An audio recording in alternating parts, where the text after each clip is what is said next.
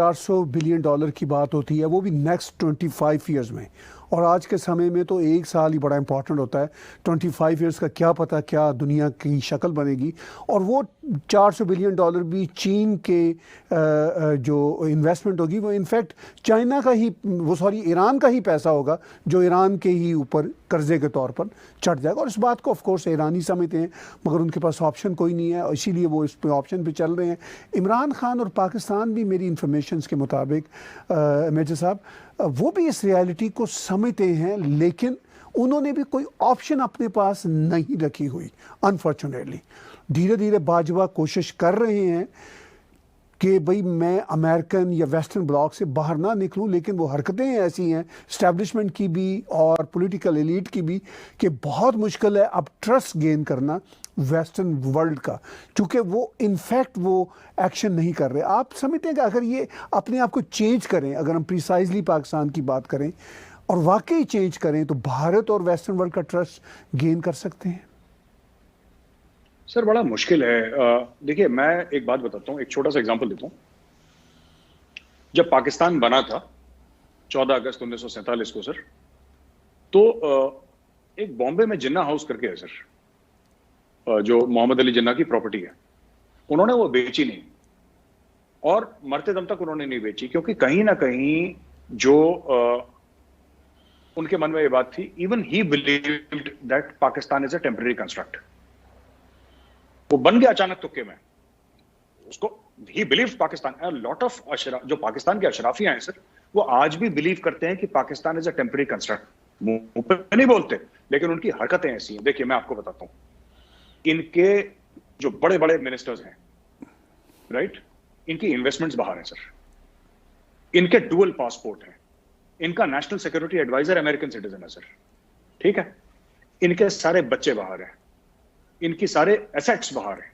अब मैं आपको बात बताता हूं, ठीक है, आप इंडिया में देखिए सर, ऐसी बात नहीं कि इंडिया में करप्शन नहीं, इंडिया में भी काफी करप्शन है सर, पहले से बहुत कम हो गया है, लेकिन आज भी इंडिया में करप्शन है, राइट। आपको बहुत कम दिखाई देगा कि बाहर जाके इन्वेस्टमेंट हो रही है, सारी की सारी पैसा यहीं पे, जो हमारे यहां पे पाकिस्तान में ऐसा नहीं है। पाकिस्तान में आप देखिए, इवन परवेज मुशर्रफ जैसा बंदा जो पाकिस्तान का प्रेसिडेंट था, अब प्रेसिडेंट से ऊपर तो कोई नहीं है, आर्मी चीफ से ऊपर कोई नहीं है, he was president and army chief at the same time.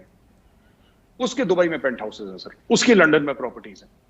मुझे ऐसा लगता है इनकी हरकतें देख के, जो पाकिस्तान का अशराफिया है, मैं इनकी हरकतें देखता हूं तो कहीं ना कहीं मुझे मन में एक विश्वास होता है, भरोसा ये हो जाता है कि हाँ, इस मुल्क से लड़ना इसलिए आसान है क्योंकि यहां का अशराफिया, मैं एक बड़ी जनरल सी बात कर रहा हूं सर विद योर परमिशन, यहां का जो अशराफिया है, यहां का जो क्रीम है पाकिस्तान का, वो अपने मुल्क से मोहब्बत नहीं करता। They have no love lost for the country. उनको मुल्क से प्यार नहीं है। अगर मुल्क से प्यार होता तो वहां पे रहते, वहां पे रहने के बाद वहां की हालात बेहतर करते, वहां पे लड़ते, वहां पे पॉलिटिकल सिस्टम को इंप्रूव करते। इन लोगों ने एब्डिकेट कर दिया है। अब देखिए, Ashfaq Parvez Kayani, former army chief of Pakistan, जन साहब ऑस्ट्रेलिया में बैठे हैं सर, ठीक है ना, मुशर्रफ साहब दुबई लंदन में बैठे हैं, रहील शरीफ साउथ। आपने कोई ऐसा मुल्क देखा है जहां का आर्मी चीफ, और वो आर्मी चीफ जो पाकिस्तान का आर्मी चीफ हो सर, पाकिस्तान का आर्मी चीफ हो, वो जाके ऑस्ट्रेलिया में बैठा है। इंडिया के पुराने आर्मी चीफ कहां बैठे हैं? कोई गुड़गांव में बैठा है, कोई नोएडा में, कोई चंडीगढ़ में। हमारे तो बाहर नहीं गए। हमारे क्यों नहीं बाहर गए सर? और हमारे वाले तो they are highly respected, they are amongst the most respected people in India, army as an institution and the army chief. But यहाँ पे आर्मी के पास कोई पावर नहीं है सर, ऐसी कोई पॉलिटिकल पावर तो नहीं है इंडियन आर्मी की। It's a disciplined army, barracks में रहती है, ट्रेन करती है, जंगें लड़ती है, शहादतें देती है देश के लिए, और तो कुछ नहीं करती। फौज लोगों की मदद करती है, it serves the people of India. Pakistan army का ये देखे ना, इसलिए मैं आपसे कह रहा हूं सर, ये जो भी अपना नैरेटिव बदलें, इनका बात यह है कि इनके जो अशराफिया में खोट है सर, इनके अशराफिया में खोट है। They don't believe in the concept of Pakistan. ये मुंह पे कुछ भी बोलें कि इंडिया ने हमें तस्लीम नहीं करा। अक्सर आपने पाकिस्तानियों को देखा होगा टीवी पे बोलते हैं कि हिंदुस्तान ने हमें तस्लीम ही नहीं करा, कभी माना ही नहीं एग्जिस्टेंस पाकिस्तान का। अरे हिंदुस्तान को छोड़िए ना, हमें तो आपने काफिर और दुश्मन बोल दिया ना, तो हम तो हैं काफिर और दुश्मन, हमें छोड़ दीजिए, अलग करिए इंडिया को। आपने खुद तस्लीम नहीं करा। अगर आपसे मेरा मतलब है पाकिस्तान का अशराफिया, अगर पाकिस्तान का अशराफिया खुद पाकिस्तान को तस्लीम करता ताहिर साहब, तो they would have invested in Pakistan, they would have stayed back in Pakistan. ये डूल पासपोर्ट लेके अपने बच्चों को बाहर नहीं भेजते। इनको अपने खुद के मुल्क पर भरोसा नहीं, और ये चाहते हैं कि दुनिया इन मुल्क पर भरोसा करे। बड़ी आपने अहम बात की गौरव भाई। वाकई ये सच है कि पाकिस्तान की अशराफिया को पाकिस्तान से इनफैक्ट मोहब्बत नहीं है, वो सिर्फ खाली नारे लगाते रहते हैं कि जी हम पाकिस्तान के लिए जान दे देंगे, मगर उनकी फैमिलीज इधर है। मैं कनाडा में जहाँ जिस स्टूडियो से आपसे बात कर रहा हूँ, ये मिसिसागा शहर है, इसमें एक मिसिसागा रोड नामी एक बड़ी अमीरों की कॉलोनी है। उसमें ISI के रिटायर्ड और हाजिर करनेलों के, ब्रिगेडियरों के घर हैं। मतलब इसमें कोई मुबालगे वाली बात नहीं मैं कर रहा आपसे।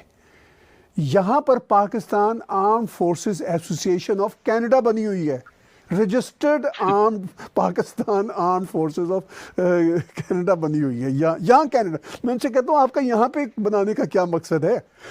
और उसके 700 से ज़्यादा मेंबर्स हैं, ठीक है। वो अपना डिनर करेंगे भारत के ख़िलाफ़, वो सितंबर की 65 की वॉर के ख़िलाफ़। मैं उस डिनर में गया वो, और मुझे हंसी आ रही थी कि उसमें वो सब के यहाँ पे वो पापा जॉन्स की जो चेन है, मेरे बेटे ने कल रात को ऑनलाइन पिज़्ज़ा ऑर्डर किया, वो पापा जॉन्स का था। तो मैंने कहा ये तो पाकिस्तानी पिज़्ज़ा आ गया है। तो ये सिचुएशन है, ठीक है। तो जो आप बात कह रहे हैं वो वाकई सच है। अब देखिए सर, मैं बता रहा हूं कि यहाँ पे इंडियन आर्मी चीफ अगर कोई है रिटायर्ड और उसको अपने बच्चे को बाहर ऑक्सफोर्ड पढ़ाना पड़ेगा ना, आर्मी चीफ लोन लेगा। बिकॉज हमारे आर्मी चीफ इंडिया में तो दे आर ऑनेस्ट, वो अपनी पेंशन पे गुजारा कर रहे हैं। उनके पास तो कोई ऐसी ऊपर की या नीचे की कमाई है नहीं ऐसी। अब आप कह रहे हैं कि एसोसिएशन है, वहां पे ISI के लोग बैठे हैं, वहां पे कर्नल, ब्रिगेडियर्स।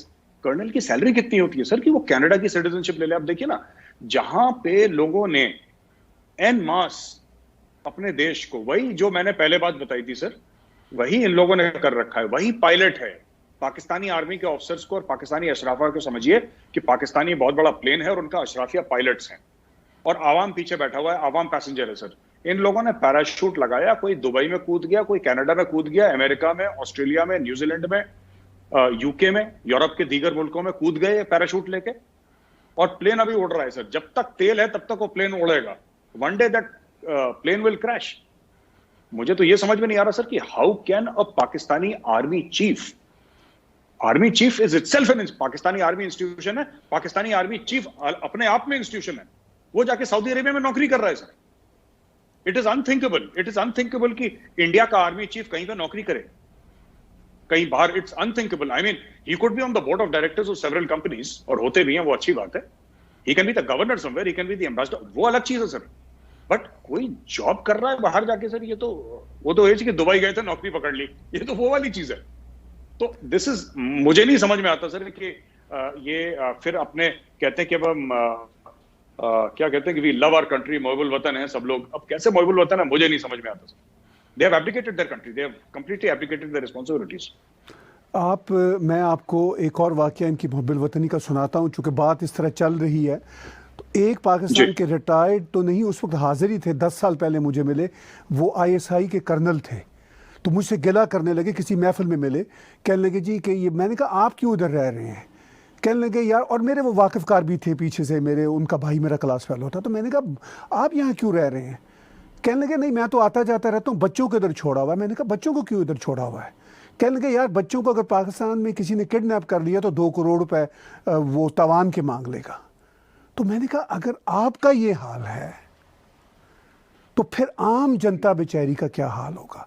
तो आप भारत में बैठे हुए सूरत हाल को ऐसे ही देखते हैं कि ये फनी भी है, ट्रेजिक भी है, शॉकिंग भी है। सर ये ऐसे ना, आपने कभी पता नहीं सर्कस बचपन में तो देखा ही होगा, आजकल तो होते नहीं सर, इंडिया में खत्म ही हो गए। एक बंदा था सर जोकर, जो मौत के मुंह में मोटरसाइकिल चलाता। आपने देखा मौत के कुएं में मोटरसाइकिल चलाता हुआ? जी बिल्कुल देखे, बिल्कुल। ये है ना, ये मौत के कुएं में मोटरसाइकिल चला रहे हैं ये लोग। अब मैं आपको बताता हूं मैंने ऐसा क्यों आपको एग्जांपल दिया। सर आप देखिए कि अपने पॉलिटिकल करियर को फिट करने के लिए इन्होंने फ्रांस से पंगे ले लिए, क्योंकि who is the fall guy? Imran Khan is the fall guy. End में क्या होगा? Imran Khan is the fall guy, उसी को निकाल के फेंक देंगे, फिर बोलेंगे जी हमने तो प्राइम मिनिस्टर हटा दिया, वापस आ जाओ। राइट? हर चीज में उनको यही काम करना है पाकिस्तानियों को सर। मैं इंडिया में बैठे हुए यही देखता हूं, एक ऐसा नेशन, एक ऐसी कंट्री जिसने जिसके अशराफिया ने, जिसके लीडर्स ने लोगों को सही रास्ता दिखाना था, सही रास्ता नहीं दिखाया सर। अपने वही कर्नल साहब के जैसे अपने बच्चों को कनाडा में सेटल कर दिया। आप पाकिस्तानी फौज के अफसर हैं, आपने रूल करा है पाकिस्तान पे मोर देन 30-35 इयर्स। आपको ये देखना चाहिए कि गरीब का बच्चा किडनैप ना हो। आपने लॉ एंड ऑर्डर ठीक नहीं करा वहां पे पाकिस्तान में, जबकि आप कर सकते थे, एज एन इंस्टीट्यूशन आप कर सकते थे। आपने लॉ एंड ऑर्डर ठीक नहीं करा पाकिस्तान का। आपने बोला कि भाई गरीब का बच्चा मरे तो मरे, कोई बात नहीं, मेरा बच्चा कनाडा में सेटल हो जाए, मेरा बच्चा सेफ है। उसी तरीके से इन लोगों ने बोला ईमान तकवा जिहाद फी सबीलिल्लाह, बोल दिया साहब पाकिस्तानी आर्मी जिहाद लड़ेगी। जिहाद के लिए किसको भेजा? गरीब के बच्चे को, कि जा इंडिया जा, राष्ट्रीय राइफल से लड़ और मर। तो वो आता है इंडिया, उसको मार मुड़ देते हैं राष्ट्रीय राइफल्स वाले, इंडियन आर्मी वाले ठोक देते हैं उसको, और ये जिहाद के नाम पे पैसे लेते हैं बाहर से कि हम जिहाद कर रहे हैं। आज तक वही बात मैं दोबारी अपनी पुरानी घिसी पिटी ताहिर साहब बात रिपीट करूंगा, जो मैं 100 बार बोल चुका हूं। मैंने आज तक, मैं have served in Kashmir sir, J and K में मैं सर्व कर चुका हूं सर, जेएनके में। I have not seen one Pakistani general son. मैंने पाकिस्तानी किसी जो टीवी एंकर हमारे खिलाफ आग उगलते हैं पाकिस्तान टेलीविजन पे, मैंने उसका किसी का बेटा नहीं देखा। मैंने किसी पाकिस्तानी जनरल का बेटा नहीं देखा। मैंने किसी पाकिस्तानी ब्यूरोक्रेट का बेटा नहीं देखा। मैंने किसी पाकिस्तानी वडेरे का, जमींदार का, ब्यूरोक्रेट का, किसी बड़े बिजनेसमैन का, मैंने किसी का बेटा नहीं देखा सर। जिसको देखिए आप, जिसकी प्रोफाइल इंडियन आर्मी के पास आती है, उससे पता लगता है बाप गरीब था, किसान था, या रेड़ी लगाता था, या गोश्त की दुकान थी, मछली की दुकान थी, फल की दुकान थी, सब्जी की दुकान थी, उसका बेटा था, वो जिहाद में चला गया, सब। तो पाकिस्तान ने अपने बच्चों को तो कनाडा में सेटल कर दिया, यूके में सेटल कर दिया, और गरीब को बोला कि बेटा तू जा और तू जिहाद लड़, तू, हम आशिक रसूली का नारा लगाएंगे और तू जा और तू मर वहां पे दूर जाके। तो ये काम इन लोगों ने करें। They are very smart sir, ये मुझे मानना पड़ेगा। Hats off to the Pakistani generals and hats off to the the cream of Pakistan, the अशराफिया ऑफ पाकिस्तान सर। उन्होंने अपने आप को सेट कर लिया और अपने मुल्क में तेल छिड़क के आग लगा दी। जॉर्ज फर्नांडिस साहब ने एक बहुत बड़ा बयान दिया था उस वक्त कि the real threat is China not Pakistan. लोगों ने मजाक उड़ाई उनकी कि साहब आप ऐसी क्यों बात कर रहे हैं, बोला कि पागल है आदमी। फिर उसके 1 साल के बाद कारगिल हो गया, तो लोगों ने बोला साहब जंग तो पाकिस्तान के साथ हो रही है, और ये भाई साहब कह रहे हैं कि the real threat is China. Fact of the matter is कि today India realises that Pakistan is not a threat, it is a very limited threat. आप जितनी तवज्जो देंगे पाकिस्तान को, उतना बड़ा पाकिस्तान बनेगा। आप तवज्जो ना दें, पाकिस्तान की कोई ज्यादा थ्रेट नहीं है। इसीलिए जो मीडिया में रिसेंट रिपोर्ट्स आई थी कि वन कोर जो इंडियन आर्मी की है, उसको दोबारा रीपोजिशन करा गया है, रीडायरेक्ट करा गया है टुवर्ड्स चाइना। ऐसी खबरें आई थी मीडिया में, तो मुझे तो मीडिया से पता लगा। और इंडिया अब ये समझ रहा है कि लॉन्ग टर्म थ्रेट जो है चाइना है। बड़ी कॉम्प्लेक्स रिलेशनशिप है साहब चाइना के साथ। ट्रेड भी तकरीबन $100 बिलियन टच करने लगा है, कर जाएगा 3-4 साल के अंदर। 100 बिलियन, अभी 80-90 बिलियन डॉलर्स है, 1-2 साल में ही टच कर जाएगा मेरे हिसाब से। दुश्मनी भी चाइना के साथ है। तो मुझे लगता है कि फ्यूचर में यही होने वाला है कि हमारे डिप्लोमेटिक कोर के लिए, हमारी आर्म्ड फोर्सेस के लिए बड़े चैलेंजिंग डेज अहेड हैं। And Pakistan is something that India is taking less and less seriously.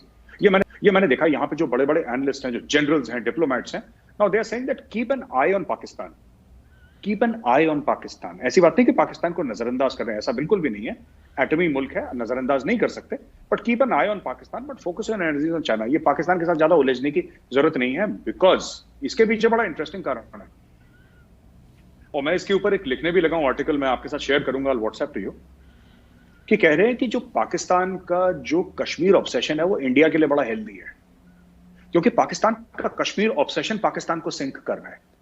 You don't need the Indian army to sink Pakistan. Pakistan का जो कश्मीर ऑब्सेशन है, कश्मीर हर जगह। अब ये देखिए, मैं फिर से वही बात रिपीट करूंगा ताहिर साहब, जो आपकी शो में एक दो बार पहले भी मैंने कह चुका हूं, कि जब इनको बाहर बात करनी चाहिए कि पाकिस्तान के लिए कुछ हमें दीजिए, यहाँ का एजुकेशन ठीक करवाइए, यहाँ का पावर सेक्टर्स में रिफॉर्म करवाइए, यहाँ का हेल्थ सेक्टर में इन्वेस्टमेंट करिए, तब वो कहते हैं कि कश्मीर पर बयान दे दीजिए। तो जो इनके पास जो हुक्म का इक्का है, या जो इनके पास टॉप कार्ड है, वो हर समय कश्मीर के लिए इस्तेमाल करते हैं। और ये हमारे मफाद में है, इंडिया के बेनिफिट में है कि पाकिस्तान कश्मीर कश्मीर करता रहे, क्योंकि सर ये जितनी बार कश्मीर करेगा उतनी बार ये खुद को डैमेज करेगा, क्योंकि इसके पास कश्मीर के एवज में दुनिया को देने के लिए तो कुछ है नहीं। ये तो सिर्फ फेवर मांगेगा ना। इंडिया ने 36 रफेल खरीद लिए, अब पाकिस्तान डरेगा तो पाकिस्तान क्या करेगा? और तो कोई मुल्क उसको कुछ देगा नहीं, तो पाकिस्तान जाएगा सर चीन के पास, चीन से लोन लेगा और 36 नहीं तो 40 जेएफ थंडर और खरीद के लाएगा। जब और खरीद के लाएगा बाहर से तो उतना लोन चढ़ेगा, तो that is again an attack on Pakistan.